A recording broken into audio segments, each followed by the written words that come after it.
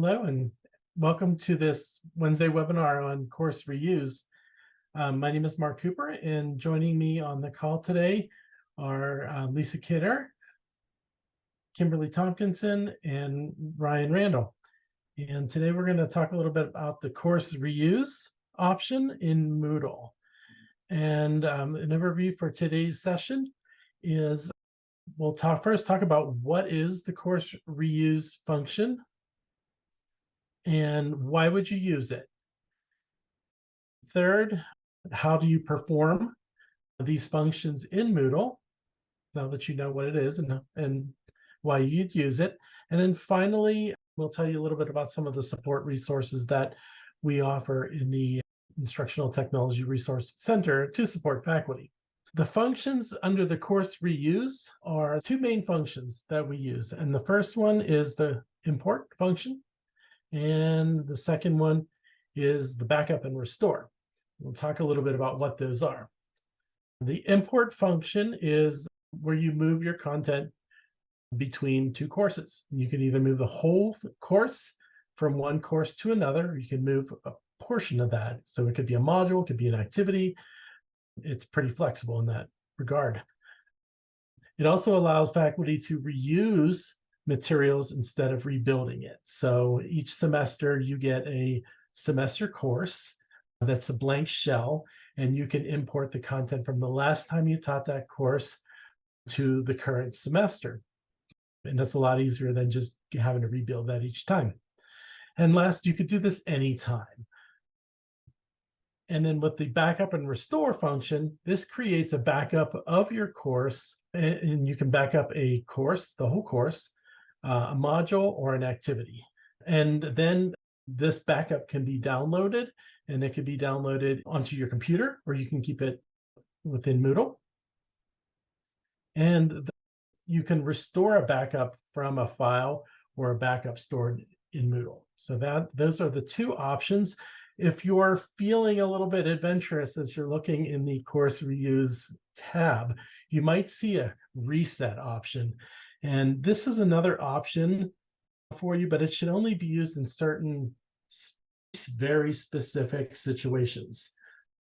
So the course reset will empty a Moodle course of its user data while still keeping the activities and all of your settings. But we don't recommend that you use this option because every semester you get a semester course shell, and the preferred method is just to import that content into your new course shell rather than reusing the same course over and over.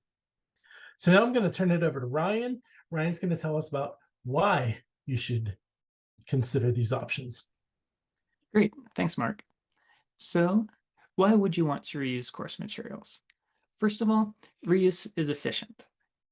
Someone else might have designed a course. If you are hired towards the beginning of this semester, you might be adopting a course that someone else has designed, and so you might be reusing their materials. If you yourself are making the materials, you might want to reuse them across course versions. You might have two different courses, a graduate level one and an undergraduate level one, and you might want to design a resource that you want to use in both. And instead of having to build it twice, you can just reuse it across versions in the same semester. You also, of course, can reuse materials across semesters or even across years. So reuse lets you do this. Also, I would say that backing up I think of it as conservation, in the sense that it preserves possibilities for the future. You don't have to reuse your things in the future. When you're rebuilding a course, you might realize, oh, I now have a new approach. I want to discuss this differently. But if you do end up wanting to just reuse the materials that you've made in the past, it's much more difficult to do so if you don't have them available to you. Backing up allows you to do that. And one of the reasons you would want to do that is that courses in Moodle effectively expire after about 2 years. I'll tell you more about that in a minute. My least favorite rationale for anything is to discuss policy and compliance, but we do have archive policies. If you wanted to read more of them, I've included images about how you could go navigate to those yourself.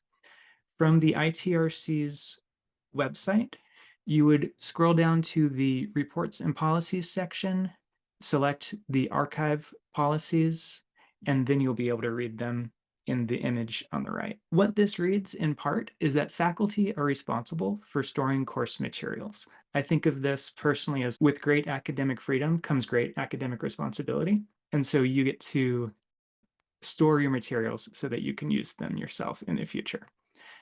And in terms of the details about those 2 years, courses from fall 2023 will no longer be guaranteed to be available in Moodle after the 4th week of fall 2025 term. So it's 2 years into the same term and then the 4th week of that same term. To reiterate the sorts of discussion points I prefer to focus on, reuse is efficient and it also helps preserve possibilities for future you. So those are some of the reasons that we would highly recommend you investigate reuse and backing up. Kim, next, will tell us more about how to actually do this. Thanks, Ryan. So when Mark was mentioning moving content from one course to another, that's what we refer to when we import content. So that is what I'm going to cover for just a few minutes today. And on your main course page, there's a menu that's titled More. And when you select that menu item, you'll see at the very bottom of that list of options is the course reuse option. So when you select that, then it takes you to a screen where you'll choose, and by default it's set to import, but under this import menu, you'll also see backup and restore options there. But for right now, we're just going to talk about import. So once you select to import something, you start with the course that you want to bring things into. And once you've started the process, you'll come to this screen that you can see here where you select which course you're going to pull content from. And because you may be enrolled in several courses, not all of them are going to appear on the page at one time. So if you don't see the course that you're looking for there, that's when you would use that search bar and you would type in the title of the course or some identifying information that will help you get to that course. And then when you select continue, it will take you to a page where you select the content that you want to bring over. And the boxes that are checked here in this image are the ones that are set by default. However, if you don't want to include the files or the question bank, you can deselect those, and then those won't come over with your import. And you can always delete things later. So if you're not sure, it's probably a good idea to go ahead and bring it over. And the bulk editing feature in Moodle now has made it a lot more simple for us to not take too much time to get what we need and where we need it. This might take a few minutes to import, but once it's completed, you'll see all of that content come over to your new course. And as Mark mentioned, you can select specific pieces of content to come over so that you don't have to necessarily bring over your entire course. And next, Lisa is going to talk to us about how to perform a backup. So a backup is half of the process of import. It creates a Moodle backup file. It's called a .mbz if you have your file extensions visible. It's a specialized zip file. You can download and save it to your computer. You already have a folder with all of your course content, so just add the backup into that same folder. And with your backup file, you can restore this course into Moodle or another LMS. As Kim said, you select the More, and underneath the drop-down menu, you will see the option of backup. Initially, you'll be presented with a very similar screen from Import, and this is where you select the course settings. By default, we have selected the most commonly expected items to backup, and you notice that at the very top, when you create a backup, it does not include user data.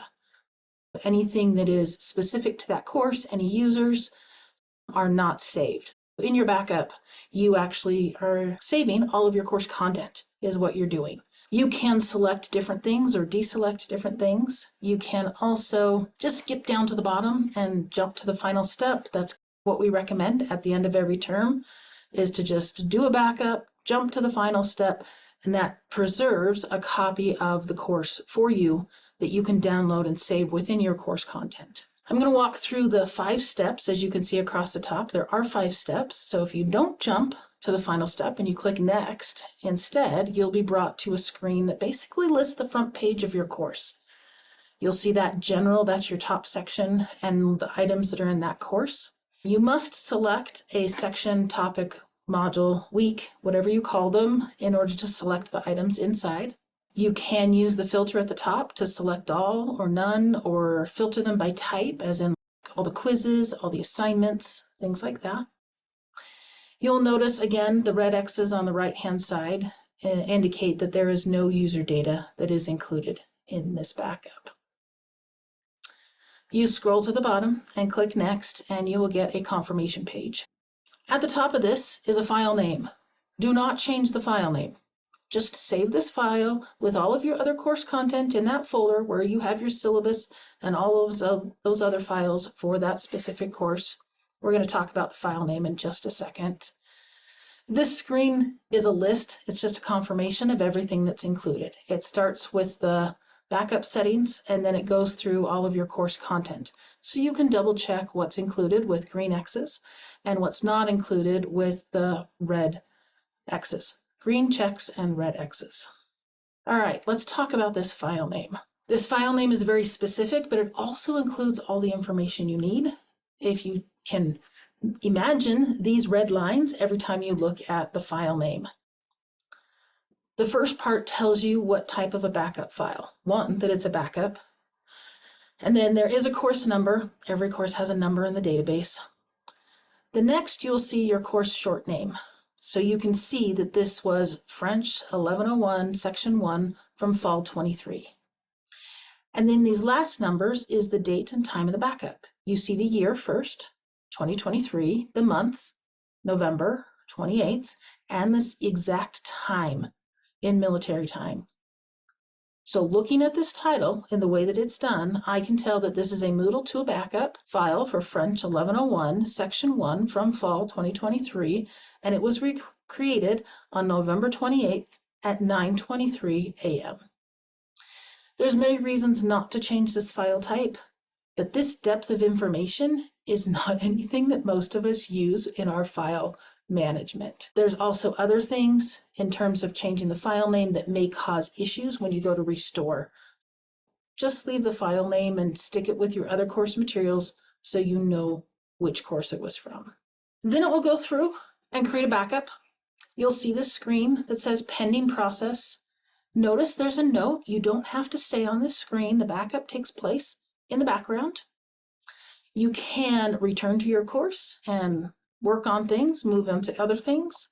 And you can also click on the restore page, which will show you the backup in process.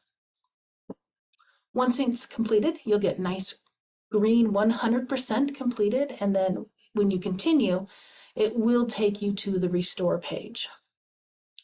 So just like the import and the backup, once you click more, course reuse, that drop-down menu has the option of restore. This is also where your backup files are contained, because this is where you would go to restore them if you needed to use them. There's a course backup area. You can see that's where my French 1101 course is backed up. You have a private backup area, and then you have a section that talks about the restores in progress. So you could go through and restore all 3 courses that you taught this semester at the same time, and they'll show up there. We do encourage you every semester at the end to do a backup and download a copy just for yourself. That just preserves that content for you. We do retain copies for 2 years to make the import easy, but this allows you to retain a copy so that you can return back to it. You could hand it off to another teacher, so somebody could share a backup file with you to restore that into a blank course. In terms of the course backup, if you have a large course, you'll notice its size is listed there. If you have large backup files, there may come a time where we just simply delete your extra backup files. It's not deleting your course content, it's deleting the backup, the zipped file.